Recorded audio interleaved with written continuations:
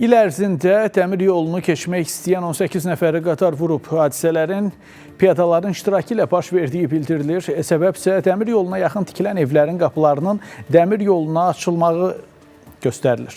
Artıq sözü gedən evlərin təhlükə yaratmaması üçün sökülməsinə də qərar verilib.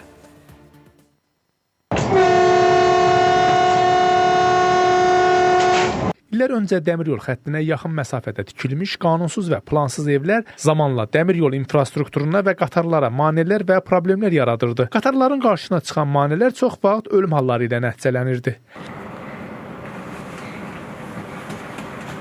Təhlükə səbəbindən dəmiryol xəttinin mühafizə zolağına yaxın evlərin mərhələli şəkildə sökülməsi də icra edilir. Bu evlər paytaxtla yanaşı Abşeron rayonunun müxtəlif ərazilərində daha çox dəmiryol xəttinin mühafizə zolağında tikilən evlərdir.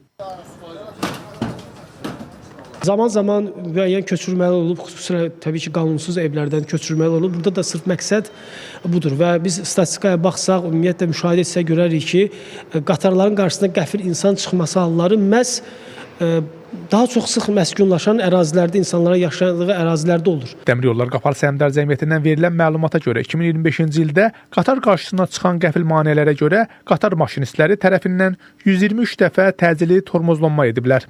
Nəticədə 18 dəfə toqquşma qaçılmaz olub.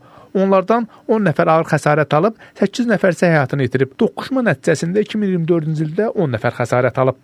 Qatar dərhal anında saxlaya bilmir və onun tormoz məsafəsi olsa da, yəni o məsafə uzun olduğu üçün bəzən təəssüf ki, xoşagəlməz hadisələr baş verir. Hərəkətin təhlükəsizliyinə mane olan məqamlardan biri də qatarların qarşısına nəzarətsiz buraxılan heyvanların çıxmasıdır. Ötən il heyvanların iştirakı ilə dəmir yol xəttində 61 dəfə toqquşma olub. Bu hadisələr zamanı həm heyvanlar tələf olub, həm də qatarlara ciddi ziyan dəyib. Heyvanların, sahibsiz buraxılan malqaranın qatarların qarşısına çıxmağıdır.